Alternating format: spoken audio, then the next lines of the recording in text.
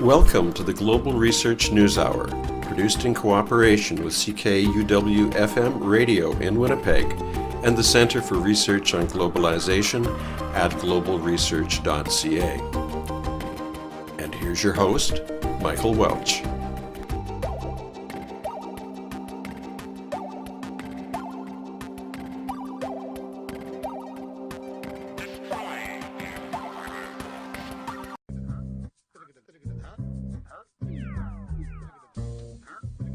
How unified are the citizens of South Korea behind their president and unity talks with North Korea? What would be the consequences of Korean unification for U.S. force presence and economic clout in the region? What role is Japan playing in the North-South dialogue? How did the recent Olympic Games play into the hands of certain elites and negatively impact Korean communities and the environment? Was the warning of a ballistic missile heading for Hawaii last January a psyop? And if so, who were the orchestrators and the beneficiaries? On this week's Global Research News Hour, we get an update on the Korean crisis in the wake of the Olympics, the North-South dialogue, and the January missile scare over Hawaii. Our guests are Professor Michel Chossudovsky of the Center for Research on Globalization, academic and former Olympic athlete Professor Jules Boykoff, investigative journalist Sherri Kane, and media intelligence analyst and investigator Leonard Horowitz. On this week's program, Olympic debts, phony threats, and post-colonial regrets. What does the future hold for Korea? Bringing you the analysis beyond the media headlines, the Global Research News Hour is on the air. Welcome to the Global Research News Hour for the week of March 2nd, 2018. I'm series host and producer Michael Welch. The Global Research News Hour is a special radio collaboration between the Center for Research on Globalization and campus community radio station CKUW 95.9 FM in Winnipeg on occupied Anishinaabe territory on the homeland of the Métis Nation. We seek to provide you with access to analysis of the major issues shaping our world today, from thinkers, researchers, and unique political personalities rarely addressed by major media. Our program is available from the Center's website, globalresearch.ca. We can also be heard on the Progressive Radio Network at prn.fm. We'll begin our show with News Notes, a sampling of articles from the Global Research News site.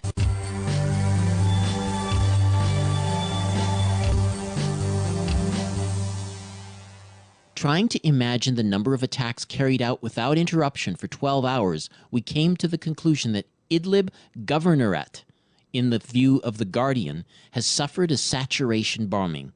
In fact, if these figures were accurate, at least 8 aircraft would have flown mission and dropped about 60 bombs at every town, based on an average maximum loading of 8 FAB-500 general-purpose bombs per one Su-25 jet. At the same time, Business Insider reports that, quote, the most recent satellite images of the Russian-operated Maimum Air Base in Syria show Moscow has 10 types of aircraft in the war-torn country, 33 jets in total, and a smaller number of fixed-wing aircraft, unquote. So, all the Russian aircraft are supposed to have taken off and landed 4 times, refueled, loaded weapons, and once again set course for Idlib for the 12 hours. If it really did happen, this military operation could be compared to the one-night air raid on London during WW2, which caused over 500 deaths a night. That comes from the article, Mainstream Media Disinformation on Syria, posted February 28th, originally appearing at Inside Syria Media Center. Very few corporate journalists have been on the ground in Syria. Paradoxically, those who have are effectively embedded in areas dominated by al-Qaeda-type groups, which Western governments are supporting directly and through Gulf intermediaries. Most of these journalists are relying on information provided by Western governments or from groups with strong vested interests in Assad's overthrow. Should we take this media coverage on trust, as many of us did the lies promoted about Iraq and later Libya by the same Western governments and corporate media?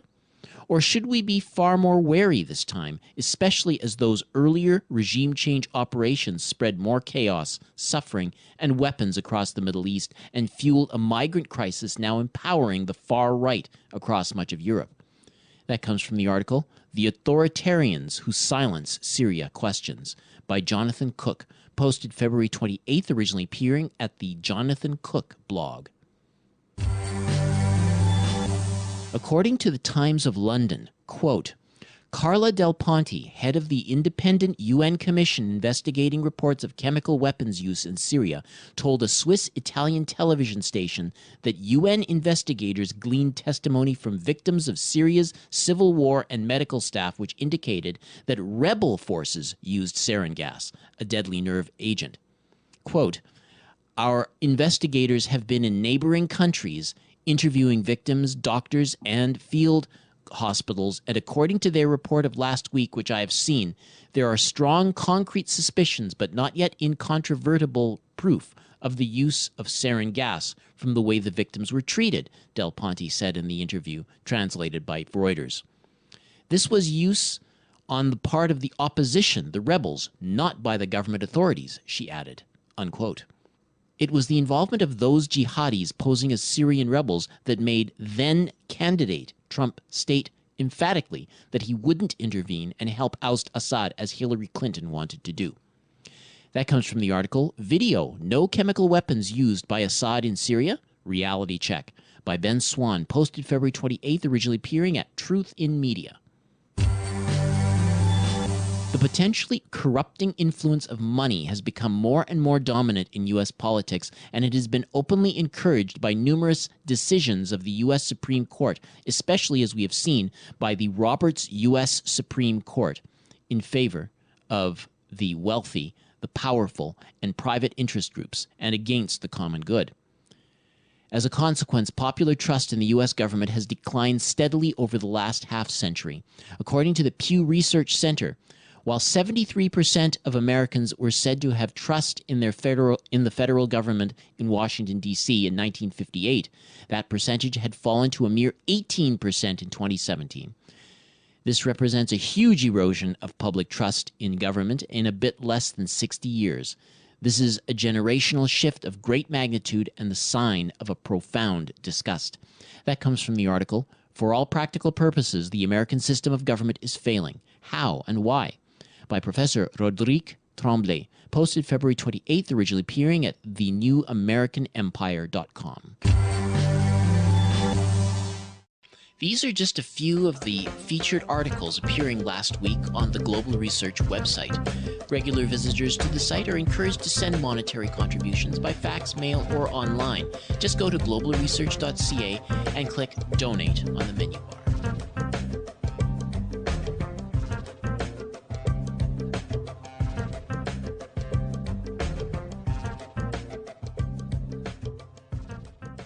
Well, the 2018 Olympics are over.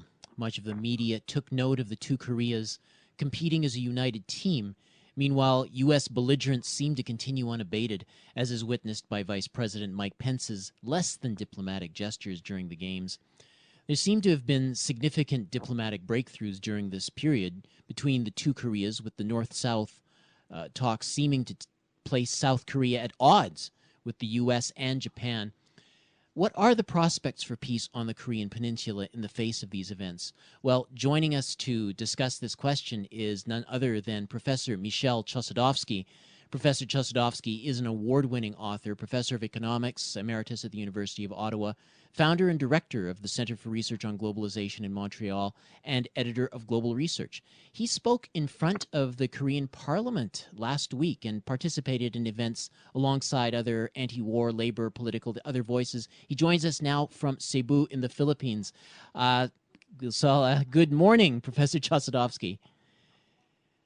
Good morning. Good morning. Indeed, I spent a full week in the Republic of Korea.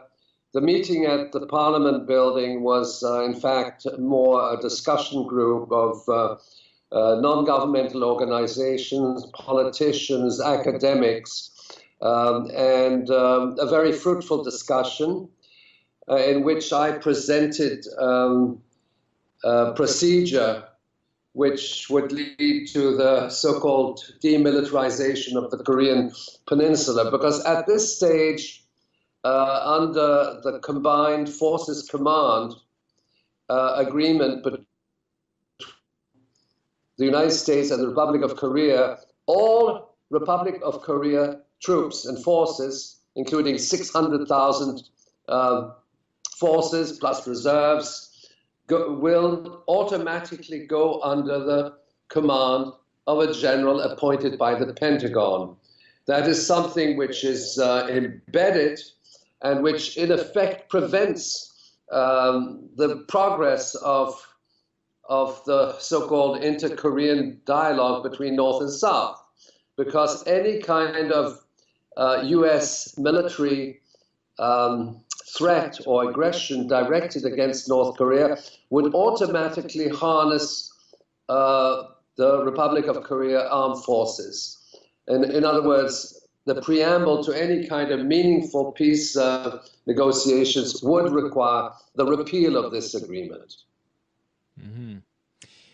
So, in terms of what you were, when you speaking with all of these other groups, I imagine there's a solid understanding that the United States and their role in this is not so much to advance the prospects for the South Korean people as to maintain their own force presence there, maintain their own grip on the country. Well, there's certainly an understanding of U.S. objectives to prevail in the Republic of Korea in terms of its occupation forces, 28,000 troops, its military cooperation agreements, and so on. But I must say that public opinion in South Korea is heavily divided, and it's only recently with the inter-Korean dialogue that there's a shift, because if you ask people in the street, well, what do you think of the United States? Well, they'll say, well, the United States is our ally, they're our friends, they're helping us and guaranteeing our security. So there's propaganda, both emanating from the successive governments as well as from the South Korean media, that ultimately North Korea is a threat to their security.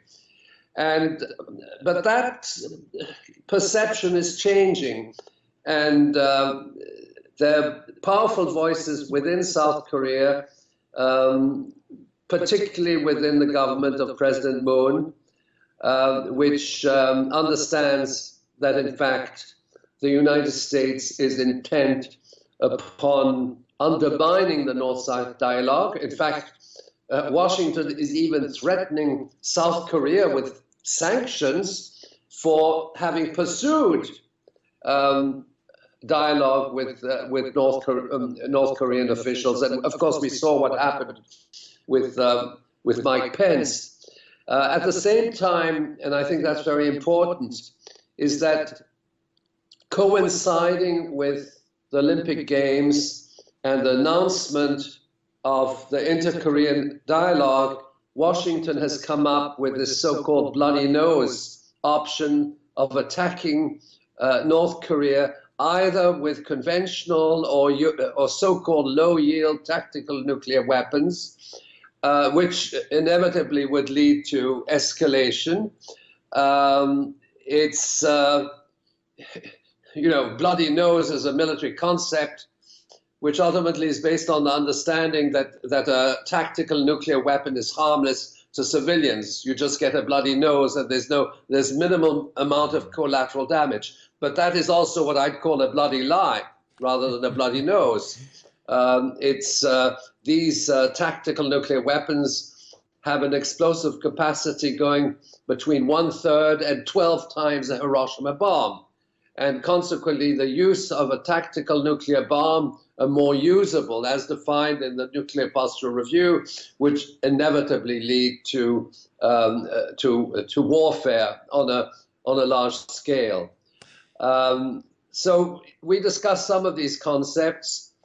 The negotiation procedures between North and South are somewhat, there's certain things on which the the public is informed what's going on. But in fact, the intelligence agencies are also involved.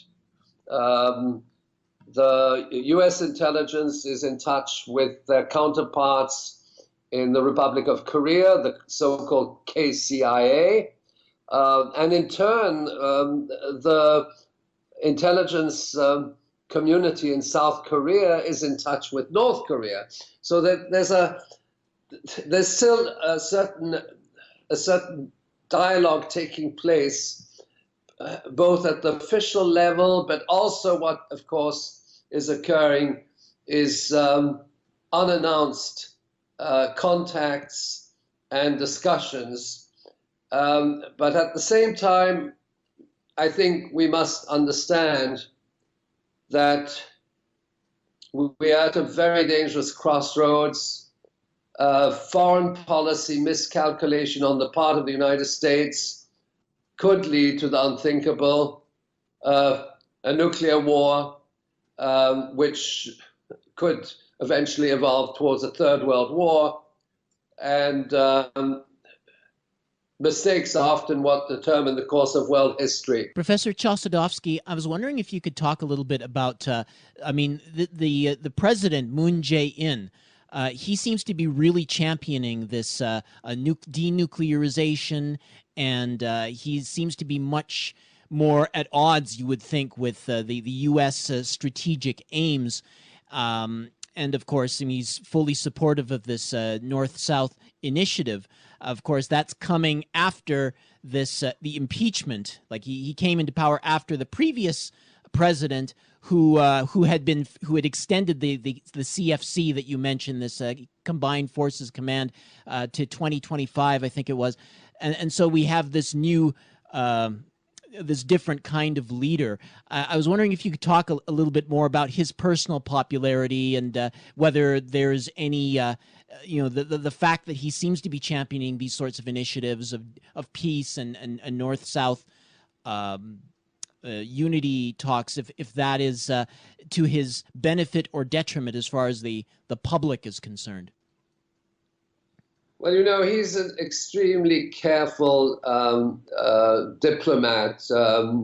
He has championed the issue of repeal of North Korea's nuclear weapons, but at the same time, he's having discussions with the North, and what is on the drawing board now is a summit to be held in Pyongyang at some future date, a meeting between the two leaders. There are important delegations going back and forth, and there's for the first time in several years there's actual contact and debate and discussion and concern, and also I would say that the notion that there's only one Korean nation, that is something which is gaining impetus in the Republic of Korea. And because there's only one Korean nation, the issue of the Combined Forces Command, which puts South Korean armed forces under the command of a U.S. general, this is also a very important dimension. People realize that ultimately the Republic of Korea has to remain sovereign. But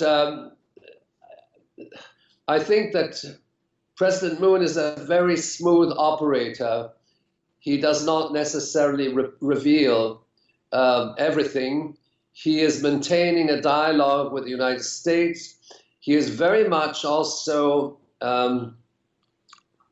taking into account that his government is divided. People in the military on the one hand and in intelligence.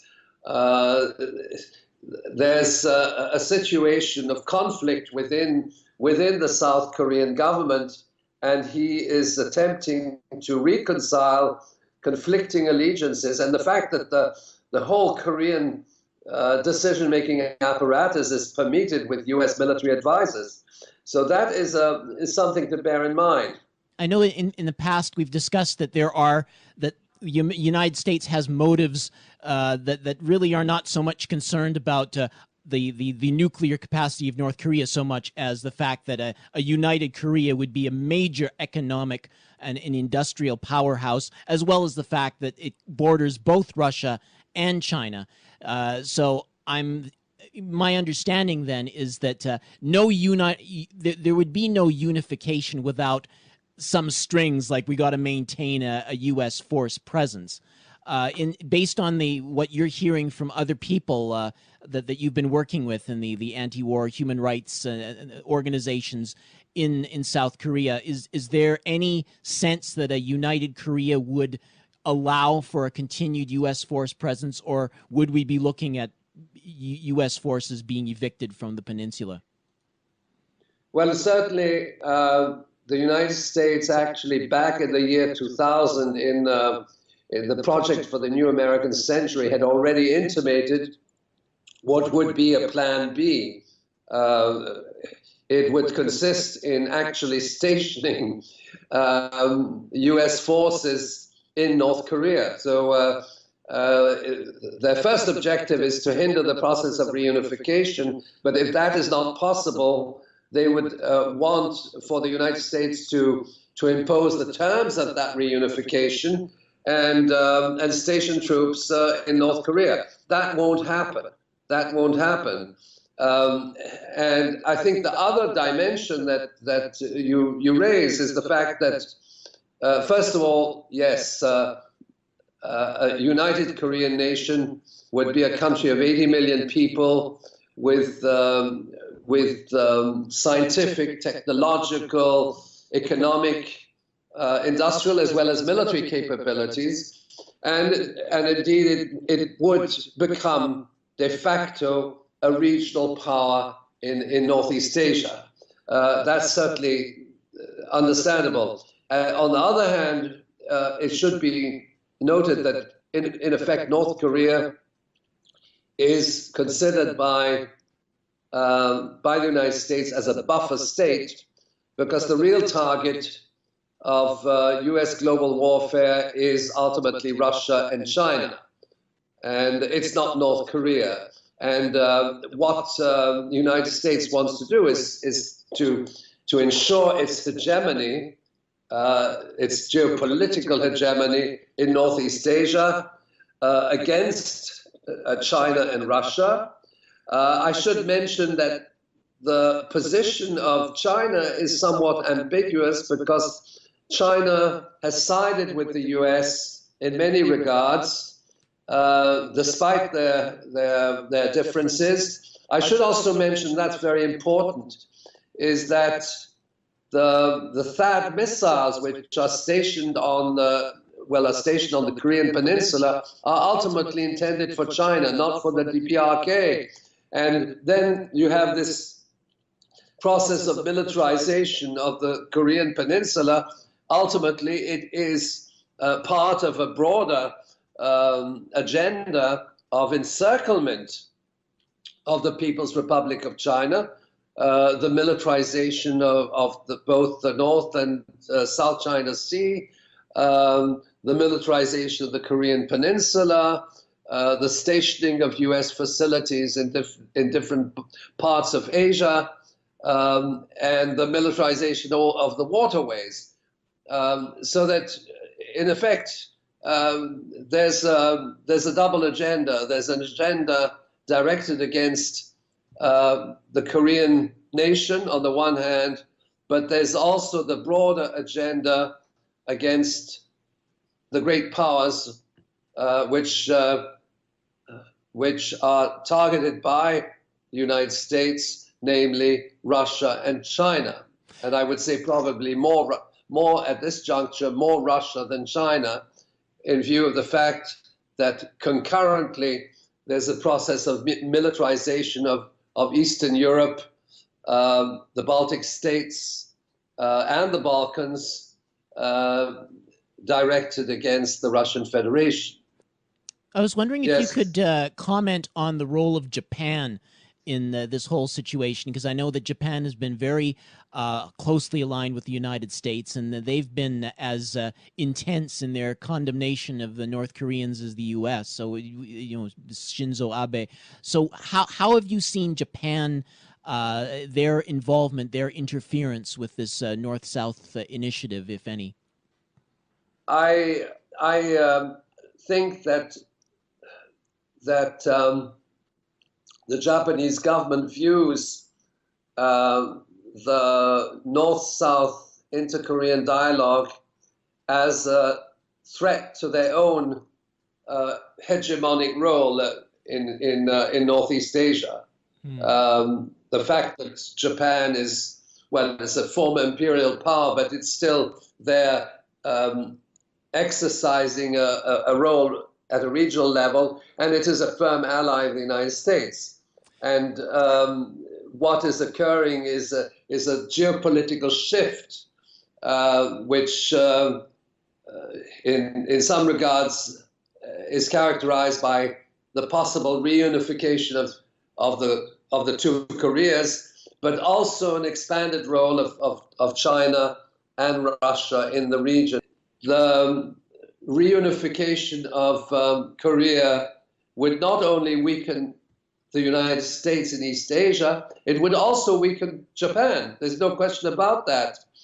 And then we have to address the bilateral relationship between the United States and Japan, which is a former colonial power, which has played a historical role in Korea. And bear in mind that all what is unfolding now is a whole series of military cooperation agreements, including in the European Union, where the command structures, the national command structures, are being put in the hands of the United States or NATO.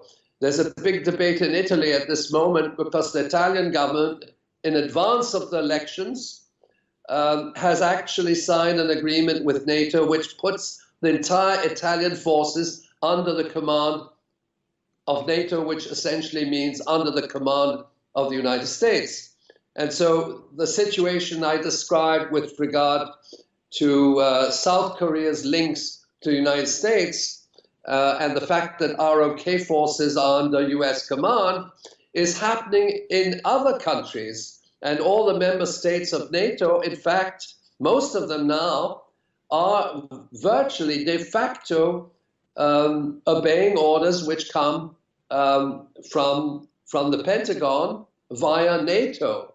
And that leads to a situation where the individual nation states are not even in a position to veto a war which is led by the United States, but uses the military forces of US allies to do the dirty work, so to speak. So it's a very, very dangerous situation. And what is unfolding in North Korea could potentially lead to a third world war. Although at this particular juncture, I would think that if these tactical nuclear weapons were to be tested, they would be first tested in the Middle East in the context of U.S. threats directed against now both Lebanon and Iran. Okay. With of course the Israel playing a key role in that project. Well, Professor Chossudovsky, I think we have to leave it there, but I want to thank you very much for your insights and into this situation, and you'll look forward to speaking to you again, I guess, when you're when you get back to Canada. But thanks again for your analysis. Bye for now. We've been speaking with Professor Michel Chossudovsky, the award-winning author, professor of economics at the University of Ottawa, and founder and director of the Center for Research on Globalization. He spoke to us from Cebu in the Philippines. You're listening to the Global Research News Hour, broadcast out of Winnipeg on campus community radio station CKUW 95.9 FM and on the Progressive Radio Network at prn.fm. We are also podcast on the website globalresearch.ca. The 2018 Olympics in Pyeongchang have finally come to a close. While generous attention was paid to the United Korean Olympic team and the undiplomatic gestures of the U.S. Vice President, there was significant underreporting by the major media of the disruption of South Korean society and the environment in the lead-up to and during the Games. The Global Research News Hour recently had a chance to interview someone well-versed in the more seamy side of the Games. So we are joined right now by Jules Boykoff. He is a professor of political science at Pacific University in Oregon and the author of 3 books on the Olympic Games, most recently Power Games, A Political History of the Olympics. He's also a former professional soccer player who represented the U.S. Olympic team in international competition. Thank you so much for joining us, Professor Boykoff. I was wondering, now that the Games are over, the Winter Olympics in Pyeongchang, a lot of controversy, but I guess I'm just wanting maybe to get your general overview, given that you're very familiar with the way these games typically play out, cynically and otherwise. What was your main take from this year's Olympics? Well, I would say that the Pyeongchang 2018 Winter Games were a pretty clear reminder that the Olympics have become this humongous Janus-faced behemoth where on one hand you have amazing athletes doing amazing things. On the other hand, you've got these processes at play, economic and political, that often hurt the local host population. This year, what was perhaps memorable was something even outside of those two elements, which was the bringing together of North Korea and South Korea to participate behind a unification flag, at least during the opening ceremonies when they marched in together. They did leave the closing ceremonies under separate flags. So that raised a lot of hope in the region that there might be peace talks and diplomacy moving forward. So that has to be seen as a plus. It's also a big question mark at this stage as well, because every time we've seen in recent Korean history where there's been some coming together between the North and South, there's often been a backlash where the North backs away, and we see sort of a falling backward in the process. I was wondering, we could discuss some of the issues, like, for example, the whole Mike Pence debacle, where he pretty much pretty much shunned the United Korean team, and some very sloppy diplomacy there. Do you see that backlash will permeate in a permanent way, or at least for a very long time, in terms of dealings with the West? Yeah, I mean, there's no question that Vice President Mike Pence from the United States kind of elephant stomped his way into the Olympics and really provided a bit of a PR nightmare for the United States in the sense that he disrespected the Koreans who walked in under that unification flag I was mentioning by not standing up, whereas everybody else was giving him an ovation. He sat there stone-faced and looking kind of grumpy, probably a little bit too close for his comfort to the sister of Kim Jong-un, who was sitting in the row behind him. Whether that's going to have any kind of long-term implications, I don't think so. I think what you're seeing in the region is the North and South are starting to talk a little bit more, and that's quite likely to make people like Mike Pence and his boss, President Donald Trump, a little bit nervous. They want to have a finger on the pulse of what's going on in the region, and they will. I mean, let's not forget another really important factor. Immediately upon the closure of the Paralympic Games, the United States and South Korea have planned joint military operations, and that's sure to rile the people in the North. Kim Jong-un will not be happy about that, and quite frankly, it could bring us all the way back to square one, as if none of this had even happened in the first place. So I think we need to sort of think ahead with a little bit of caution and not get our hopes up too much. But I wouldn't overstate either what Mike Pence did. He was clumsy, he was embarrassing, but I don't think it's going to make major damage. The U.S. just has a lot of leverage in that geopolitical situation. The games themselves, as the International Olympic Committee just relocates to a different city every every couple of years, and there usually tends to be some very negative fallout for the host countries.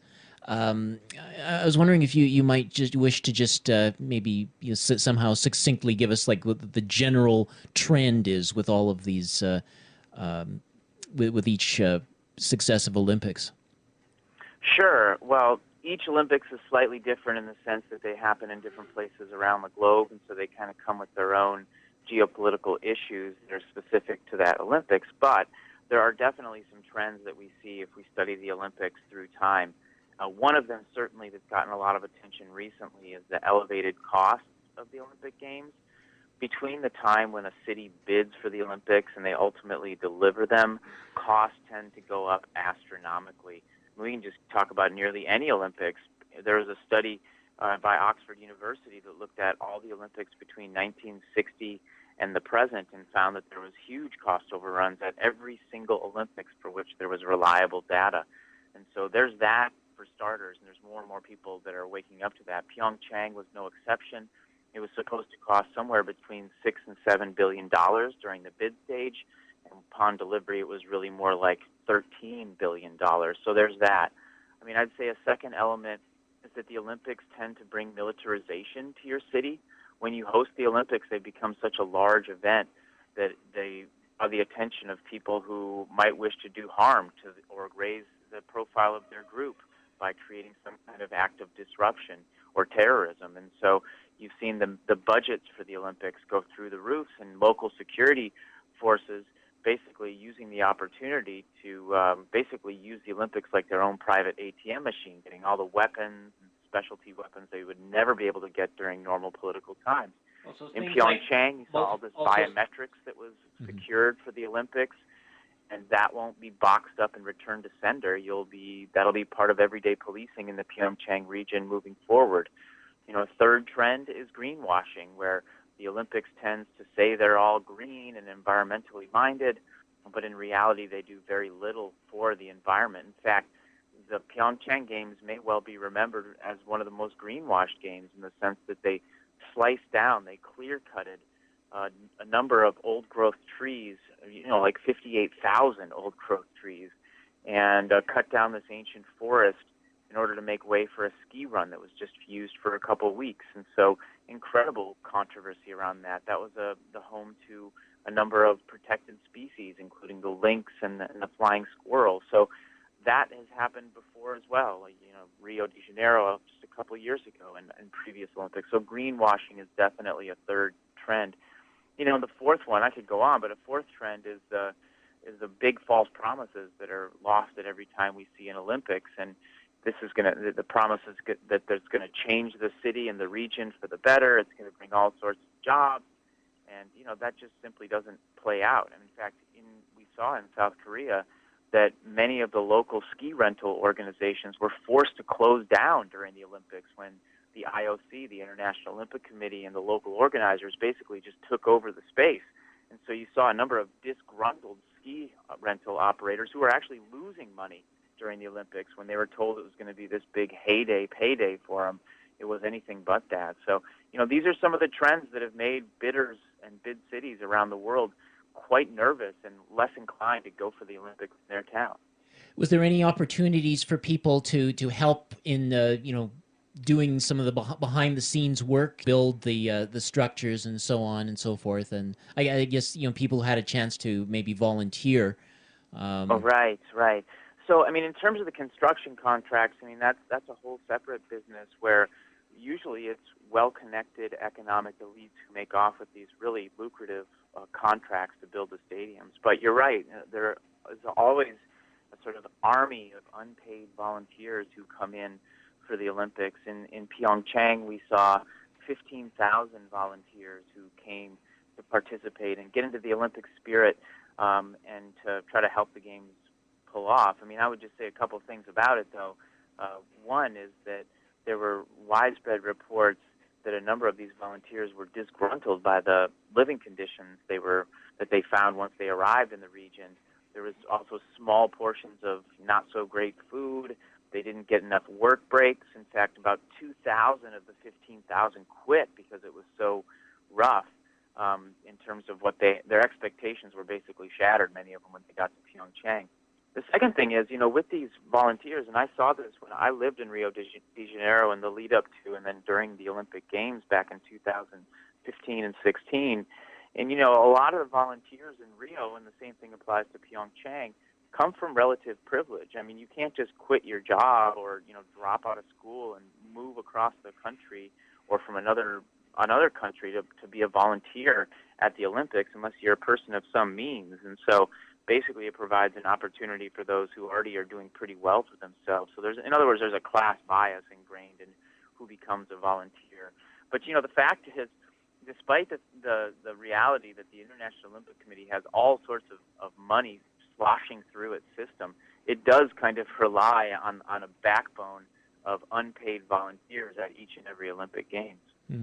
So who then are the winners from these games? I mean, you have the athletes, but I'm talking about economically, who attains either short-term or long-term benefits from these games?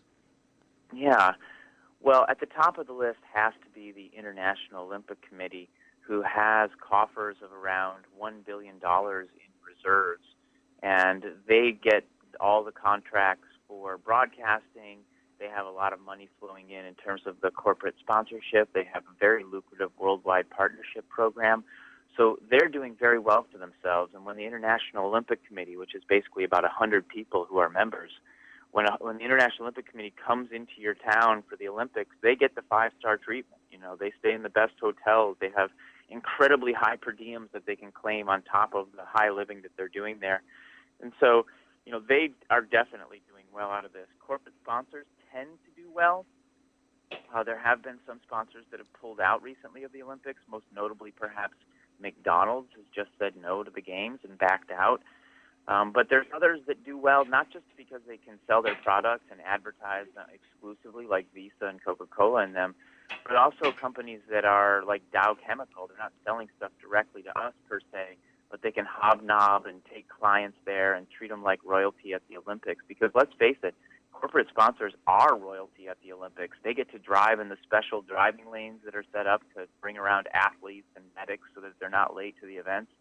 Same with corporate sponsors. I mean, they just get treated like champs at every Olympics. So those are some of the winners, to be sure, and they come off at every single Olympic Games, no matter where they are. Each Olympics also has local winners in the sense that you have well-connected political and economic elites who make off with bundles of money from these contracts that I was mentioning before to build things.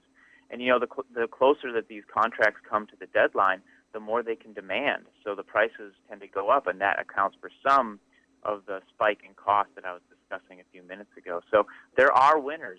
It just doesn't happen to be the everyday people of the Olympic City, and it doesn't happen to be the people that are promised that they're going to win at the outset either. Jules Boykoff, I really want to thank you for providing us with this overview of the Olympics as the dust settles on the 2018 Games. Thank you so much for joining us. Okay, thank you, Michael. Take care. Thank you. We've been speaking with Jules Boykoff, professor of political science at Pacific University in Oregon and the author of 3 books on the Olympic Games, most recently, Power Games, A Political History of the Olympics.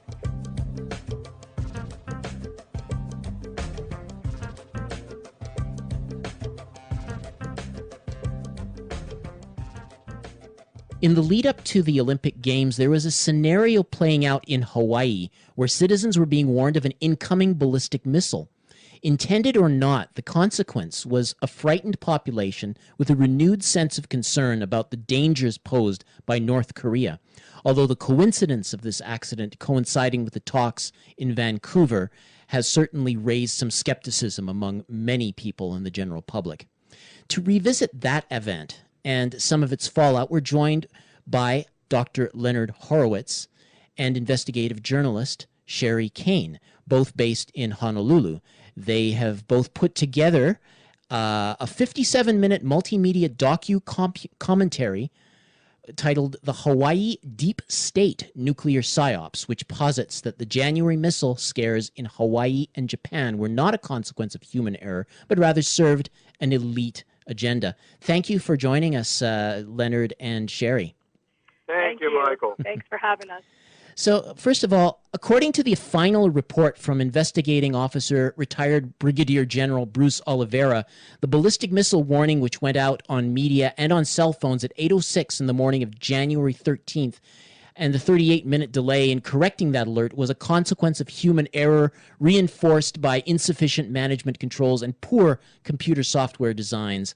Given what we know from the public record, what can you say to our listeners to assure them that the official story is wrong?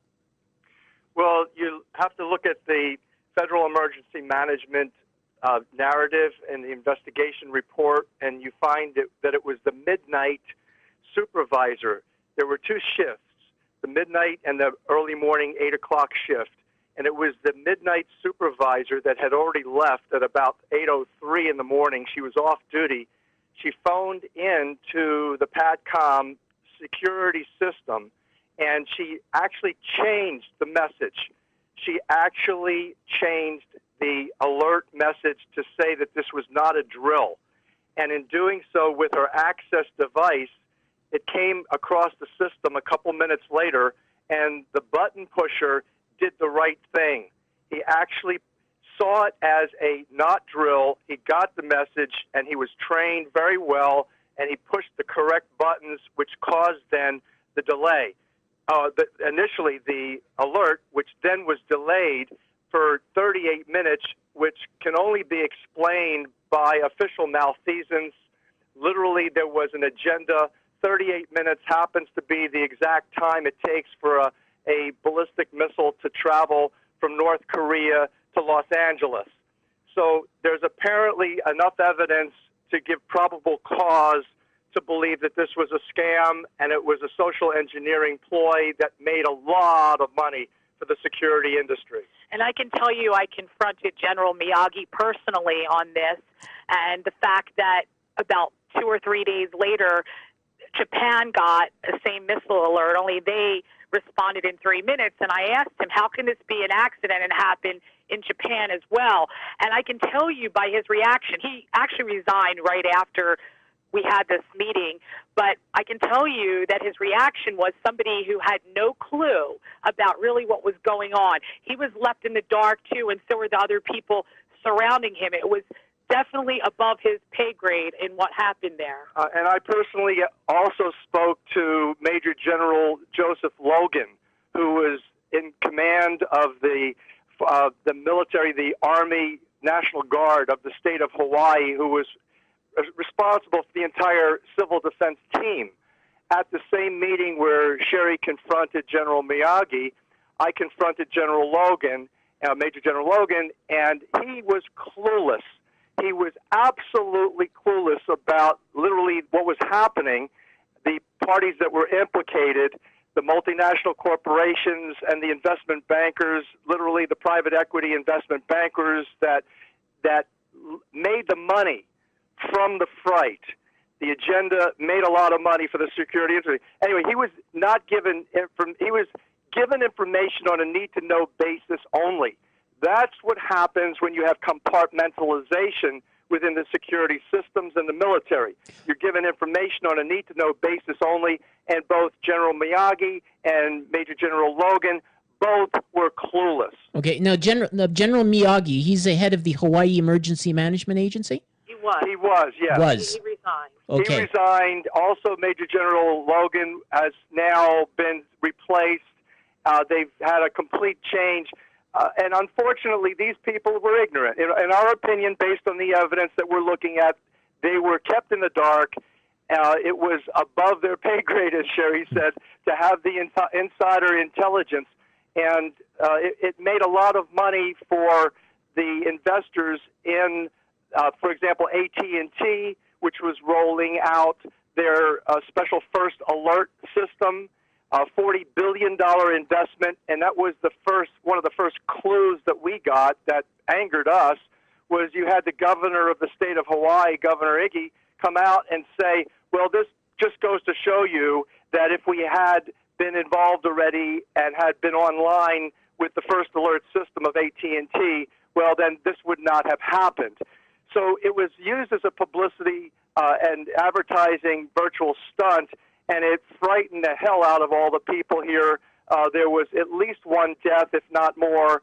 The distress was extreme, and they literally made a lot of money doing it. Okay, We also had Edward Snowden, the company, the national security contractor that he worked with, that actually Booz Allen Hamilton, that made a huge deal right before this happened, and we suspect they had something to do with this, because if anybody was going to be able to hack this system, it could have easily have been them. But it was an individual. We learned through solid sources, including the button pusher's testimony, that it was the night security officer who, the supervisor, who actually had to go in with her access device and access the system, and it would have been okay had she just accessed the system. She had told the morning supervisor on his way out, he was actually supposed to be on the job. He didn't.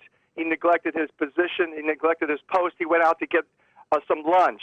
And she told him as he was leaving to go to lunch that they're going to have a drill. She didn't communicate it clearly, and that would have been okay had she simply made a drill, but she didn't. She actually went through the text message alteration, which caused the alert. And on top of that, you had the NBC reporter there 3 hours before the incident happened, down where this all happened, where the button pusher was.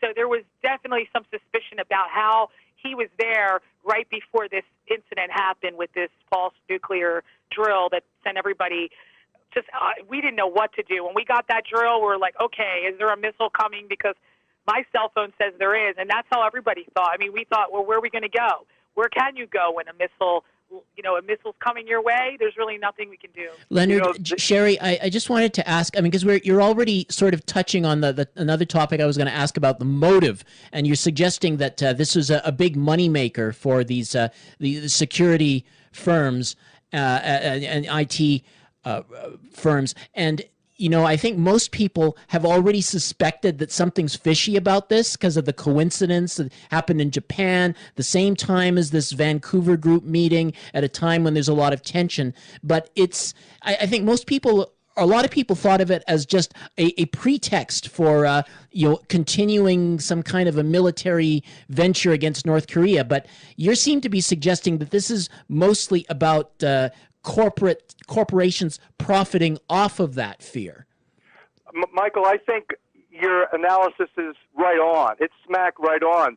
The only thing that we're saying, we add and basically compound the evidence of the fact that the military industrialists that were in Vancouver, basically by the foreign ministers meeting to discuss what kind of security measures and force would be used against North Korea, the multinational corporations that drive the virtual war hawks surrounding President Trump, the deep state, essentially these people are running the private equity investment banks.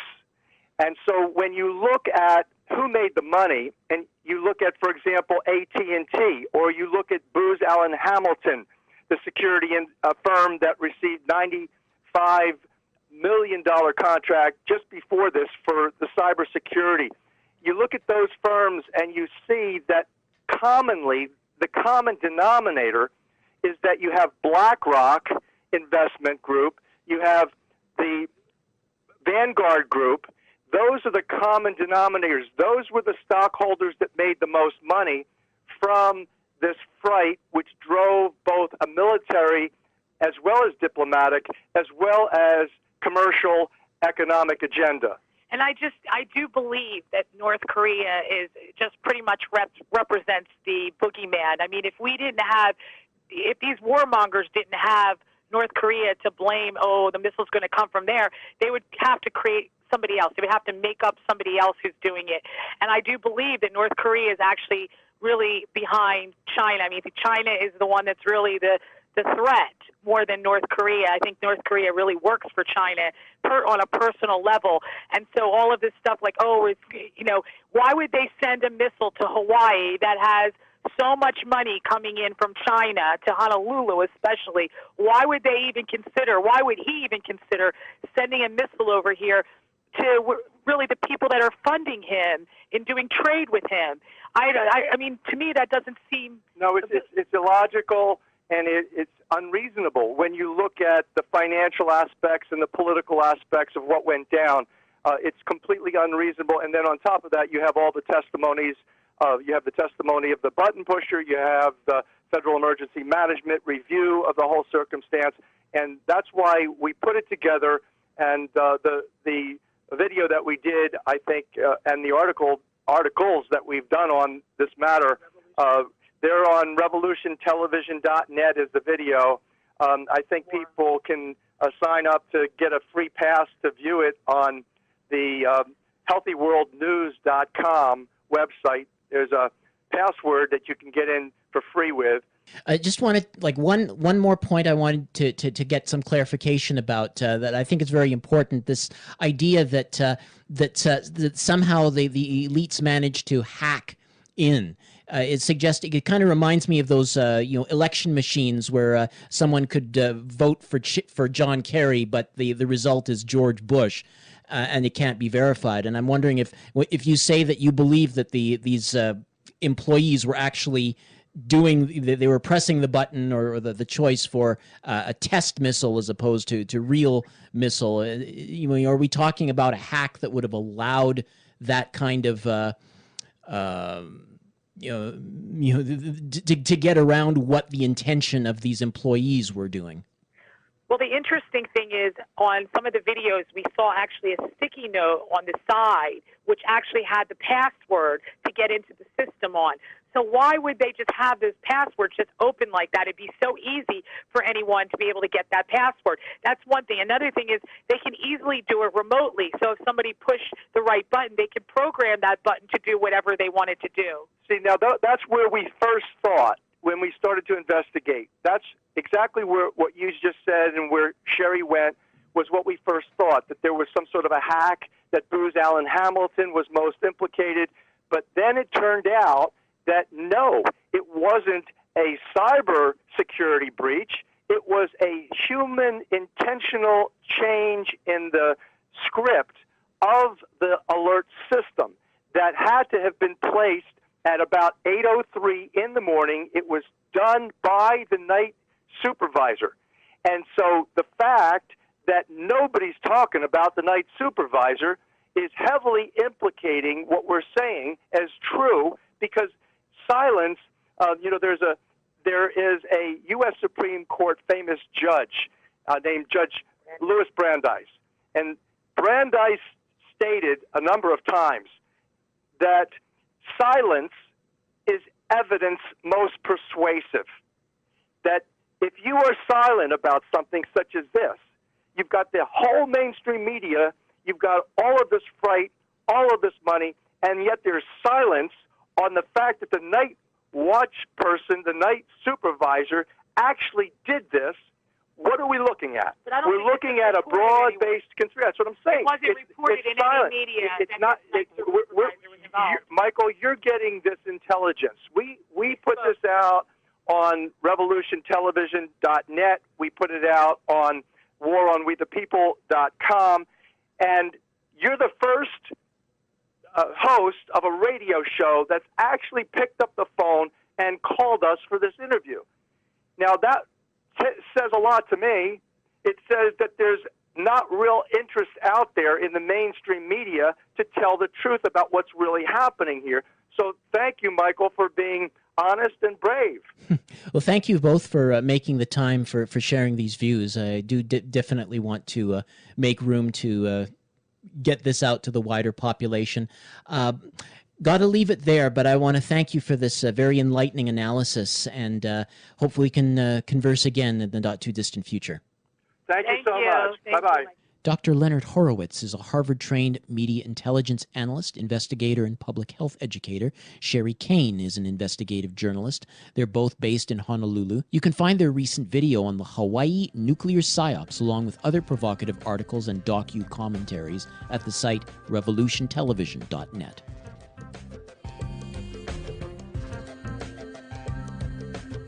You've been listening to the Global Research News Hour. You can listen to our programs every week on CKUW 95.9 FM in Winnipeg and on partnering radio stations across Canada and the United States. We are now also broadcast on the Progressive Radio Network at prn.fm. You can also download each episode from the website globalresearch.ca. To leave feedback on this program, email globalresearchnewshour@gmail.com. I'm series host, creator, and producer Michael Welch. Join us again next week.